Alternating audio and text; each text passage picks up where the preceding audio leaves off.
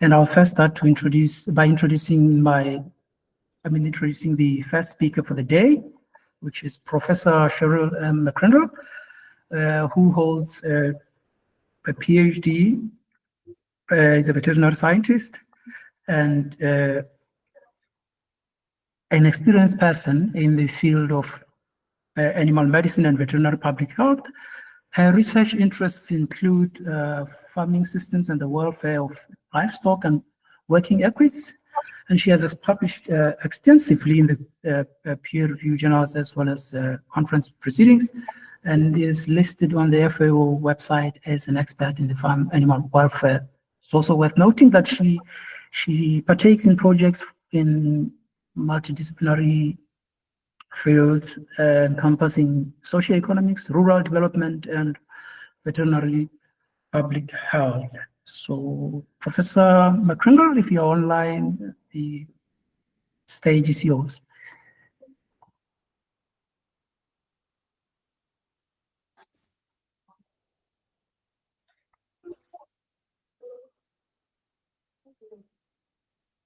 Dr. Joseph, have we admitted her already in the call? Is he in the call? Let me check.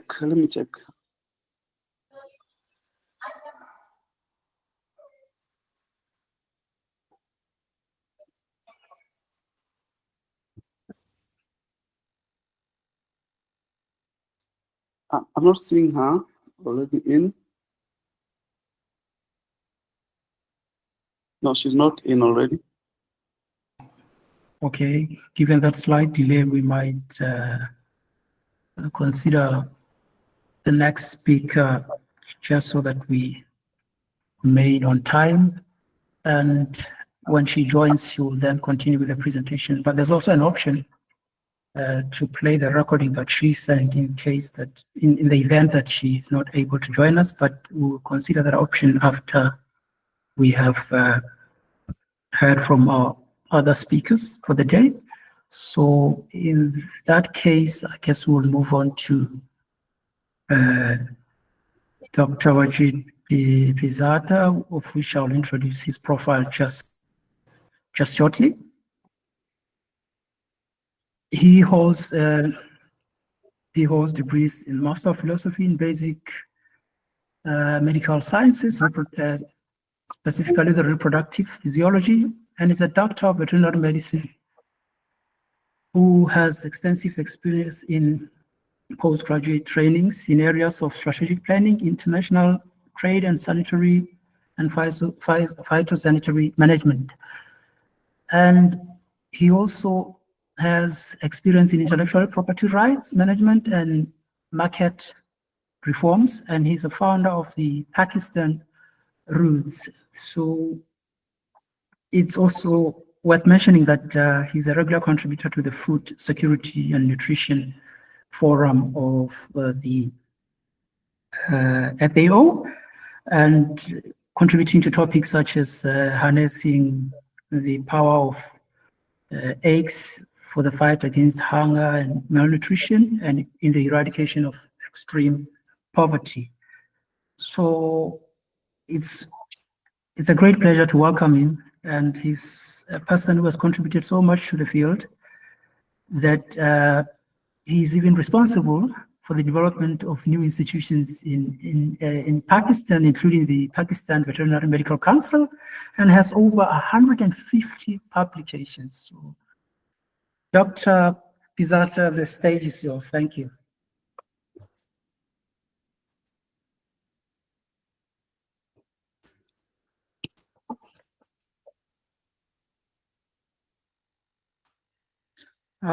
Thank you very much for the invite.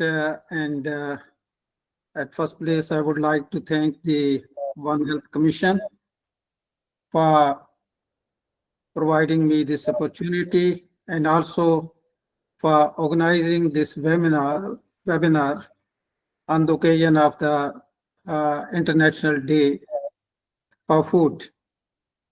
And I understand that it will go a long way in promoting awareness among the stakeholders what the One Health role can play in terms of food security and food safety. Would you able to share the slide, or I will have to? If you can share from your side, it's okay, Professor. I would appreciate if you could kindly. I've shared the document. All right, all right.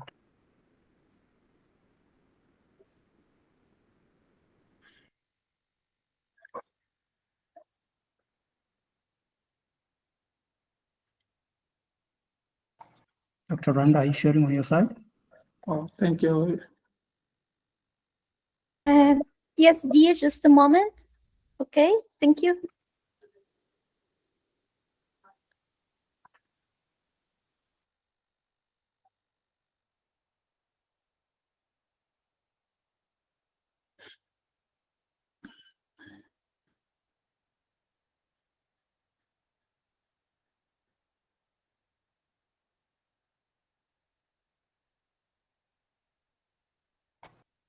In the meantime, I might as well Maybe I can continue in the meantime.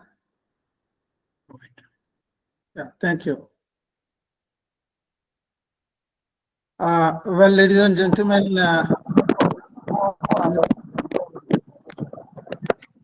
next couple of minutes,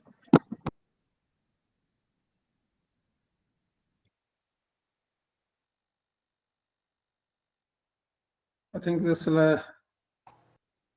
some Sorry problem. about that. I would remind the participants to please mute your mics, please. Thank you. Ladies and gentlemen, over next couple of minutes, what I wish to do is that I'll give you a quick rundown of the global food security and food safety issues and its interface with the interlocking subjects and issues like climate change and international trade in food and agriculture, that is the multilateral trading system, and how One Health approach can inform our policies, programs, development, and even humanitarian actions in terms of mitigating the impact of these interlocking issues globally, at national level, and even at subnational levels. Can we move to the next slide, please? And let me start with addressing each and individual sectoral issues. First of all, I'll take up the food security issues and will not go by the bookish definition. Rather, as you all know, that food security implies access to safe, sufficient, and nutritious food, which must be affordable and according to the requirement of the beneficiaries. It's a serious challenge globally, and if you have read the Food Security Report 2024 of the Food and Agriculture Organization, it is estimated that some 733 million people across the globe, they would have suffered from hunger during 2023. That's a very alarming situation, and it is alarming because we have abundant production, yet people are food insecure because there are multiple factors which contribute to food insecurity. First of all is unsustainable production and consumption. And this has also a very serious implication in terms of its impact on climate change, which I'll be talking about in a while. Then exploding human population. Again, there are crop failures for multiple reasons. For example, there are natural disasters, man-made disasters, environmental degradations, etc., and alongside the exotic and new emerging plant diseases as well. Similarly, the morbidity and mortality of the livestock because of new emerging border diseases. There are conflicts around the world, economic recessions, then economic turndowns and downturns, and the climate change. There are multiple issues which are contributing to food security. But how One Health One Health lens can help us understand this challenge and inform, based on evidence, the policies and programs uh, around food security and food safety in a holistic way. There is a tool, the Global One Health Index for Food Security, which is a sort of a composite tool which gives you a semblance of the food security situation globally. But let me quote a couple of examples. Let's take the example of rice, for example. Rice is a second staple food, and it's consumed in a large part of the world, and is a source of food security and daily calorie intake of many people.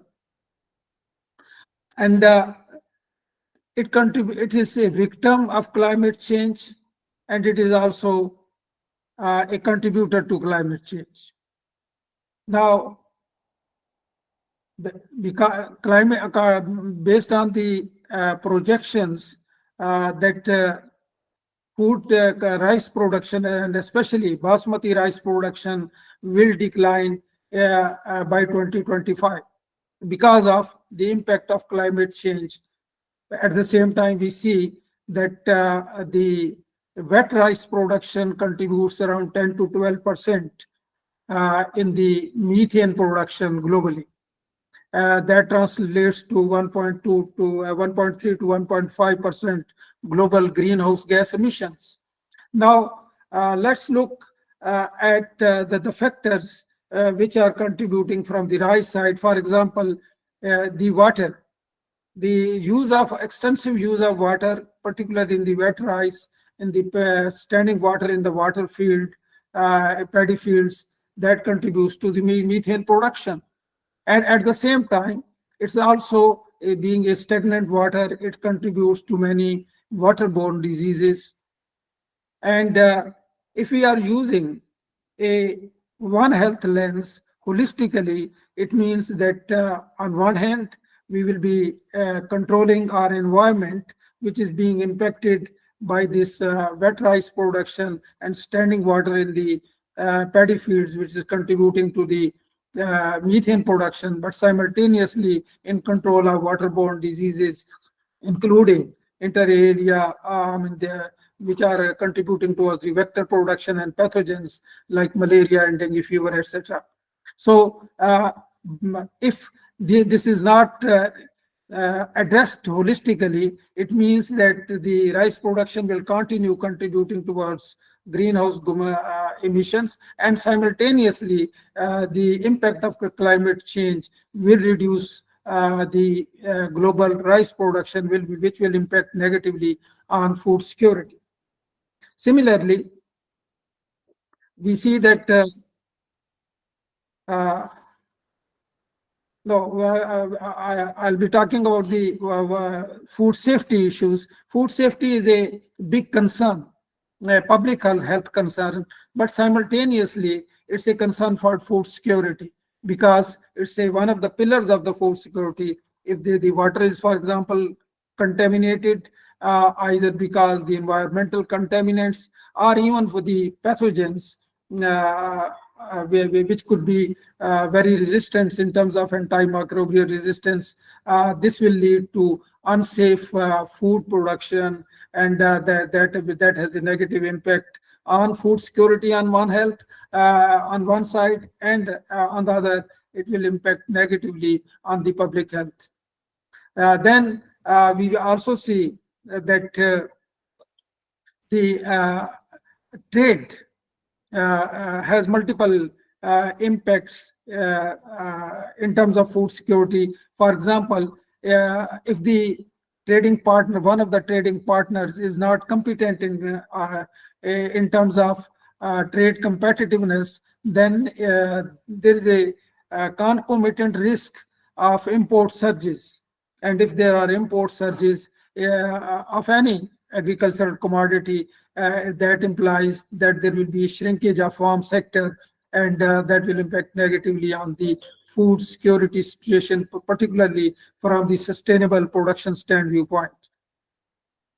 And at the same time, when the tariff walls are dismantled under the multilateral trading system, there is concomitant risk of importing exotic diseases.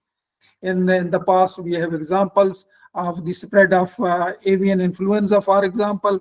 On the crop side, we have seen the bunchy top disease in bananas, die down in mangoes, and many other diseases which were introduced because of the porous borders. So the trade also has one of the potential risk, which can either be a positive extent in terms of negative externalities, that there are import of exotic diseases, and also the impact in terms of import surges. But there are positive externalities as well, because if the trading partner is competent and competitive, then it can earn more profit, which will contribute to the economic development of the country and the farm sector. There are other multiple factors. For example, as we see that the contaminated water bodies, for example, if water bodies are being polluted with the tannery effluents, there will be naturally these will be contaminated with heavy metals, and ultimately these will become part of the value chains. Now, on the animal health side, we will see that if there is indiscriminate use of medicines, injudicious use of medicines, and they are not respecting the withdrawal period, for example, then the food will be naturally having residues of antibiotics, for example, milk and dairy products, that can lead to antimicrobial resistance. And if the other contaminants, for example, pesticides, the heavy metals, etc., end up as a residue in the value chain system, these can have a negative impact in terms of trade potential, because the consignments would be rejected at the borders because of because they exceed the maximum residue limits determined by the three sisters, that's the Codex Alimentarius Commission, International Plant Protection, and World Animal Health Organization. Now, the WTO, one of the WTO agreements, that is the sanitary and phytosanitary management measures, it aims at controlling these potential risks of the multilateral trading system by demanding and binding the members of the WTO to adhere with the international standards set by these three international sisters, that's the Codex Alimentarius Commission, International Plant Protection, and World Animal Health Organization. But at the same time, because of this standard environment, and we all know that this is an age of standards economy, the consumers are very active, and there are market standards emerging, like good agriculture practices and good animal husbandry practices, hazard analysis, critical control point, etc. Now, once this the One Health lens and One Health approach has an interface with sanitary and phytosanitary agreements and its future evolution as an agreement, we see that ultimately this One Health approach will inform the international legislation, international regulations in the multilateral trading system in regard to phyto and phytosanitary systems and management. but at the also inform the standard settings by the Codex Alimentaris Commissions on food safety, International Plant Protection on plant health, and World Animal Health Organization on animal health. It means that the One Health approach would simultaneously contribute towards the policy research. It will also inform, based on this evidence, to have a holistic approach, planning and development, and as I said, that even in the humanitarian action around food security and food safety. In the interest of time, I will stop here and would welcome any questions. Thank you very much.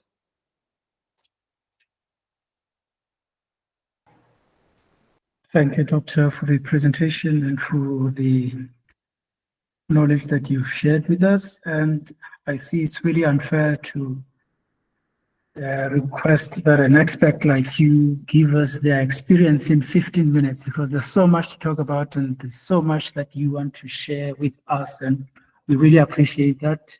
And in the meantime, we will move on to an interactive session based on this presentation and on what you have shared with us. And we kindly request the attendees to participate and feel free to share with us what you've picked up from the presentation. And Randa will post the questions in the chat for us to consider, and then we'll then look at the responses thereafter. Randa, thank you. Yes, I have posted it. Thank you. If the participant can quickly check the questions in the chat.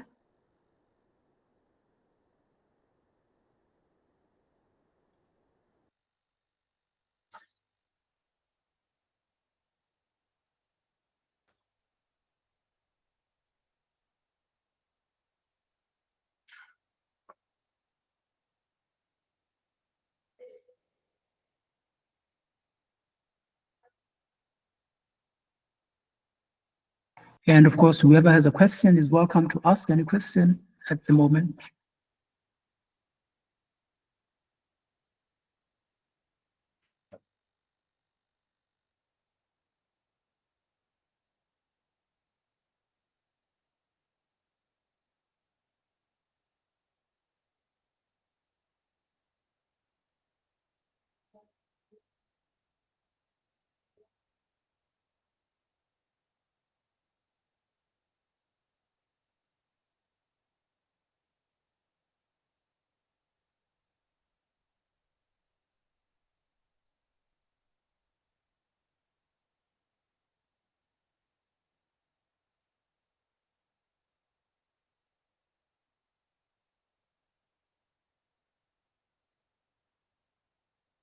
Whilst the participants are responding to the question that's in the chat box, I might as well ask Dr. Pirzada a question concerning the nexus that you've addressed that has to do with the quality as well as the quantity of food. In terms of quality aspect of it, you mentioned the safety aspect that encompasses a lot of factors, from vector-borne pathogens that are introduced through this food production system to the use of pesticides, and also the impact of climate on production as a whole. And what's interesting is that you mentioned that it's an economic issue, because if it affects the potential of local farmers in terms of how they produce as a result of porous borders, how does one tend to focus on the bigger picture for policy formulation? How do you present the whole picture in a One Health aspect? There are three levels for policy formulations. One is the international level, global level, and second one is of course regional or national level, and third one is the subnational levels. At the global level, we have many fora which are working already, have started working and rather embraced this One Health approach.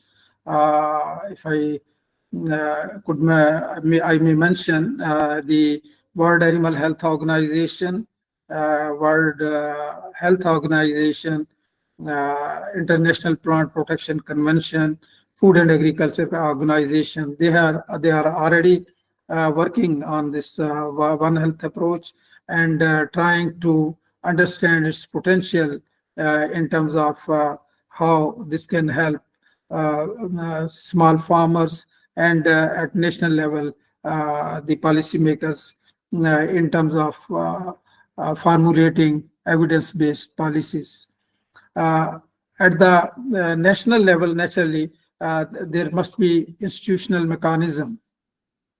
An institutional mechanism, the way the international bodies are working in a integrated way, in a coherent way, to even the organizations like World Trade Organization, which is not directly involved in, for example, the standard setting process, but it is benefiting from the work of these three international sisters. Similarly, at regional level, the regional countries, for example, if we are talking about the European Union or SAARC, or for that matter, African Union, the countries can collaborate. The evidence from all three sectors, that is the animal health, plant health, and human health, and also from the ecological viewpoint, taking into account the environment, and as well as adding the social dimension into it, because the way the people socialize in different part of the world has also implications in terms of the epidemiology of infections, for example. So when the organization, such a coherent mechanism is developed in the countries where these the input comes from the respective ministries or departments or the institutions or the apex bodies, then they can have a better evidence around how to inform the national policies and programs, development, and even humanitarian action. Thank you for the answer. Is there any other question from the floor? Yeah. Maybe I can ask one. Sure. Yeah. Thank you, Wajid, for the nice presentation. I like the mastery of the knowledge. I just have one question to ask regarding WTO, World Trade Organization, sanitary and phytosanitary standards. You know that there is inequality in terms of countries, in regards to the countries. Some countries are more advanced, others are still struggling. And do you think some of these standards could, in one way, disadvantage some of these struggling countries or the developing countries? Or how are these standards set? And if they can, in any way, disadvantage some countries, do you think it can lead to food insecurity or food safety issues? Thank you. Thank you for your compliments. Yes, in fact, if a country is not adhering to the standards which are set, or the WTO agreement encourages the member countries to adopt, then naturally the member country would be loser, because the WTO aims at trade liberalization, and if your trading partner on the other side of the border is more competitive, naturally it would sell the product to your country. It's a double sword, because alongside the commodity, there is a risk that you will be importing residues. For example, there can be influx of exotic diseases, border diseases, which can damage your countries. And if your quarantine systems are not apt, they are not competent enough to check the consignments in terms of their potential risks of importing diseases, then the country would be losing, because its farm sector, be it a plant side, crop side, or livestock side, can be infected with diseases, exotic diseases, and we have many examples in the countries, because unfortunately the capacity of countries in managing the quarantine system, particularly in developing and least developed countries, is not competent enough, and there is a potential risk. Now there are multiple opportunities within the trading system, realizing that this is a weakness, inherent weakness in the developing and least developing countries. So there is a trade facilitation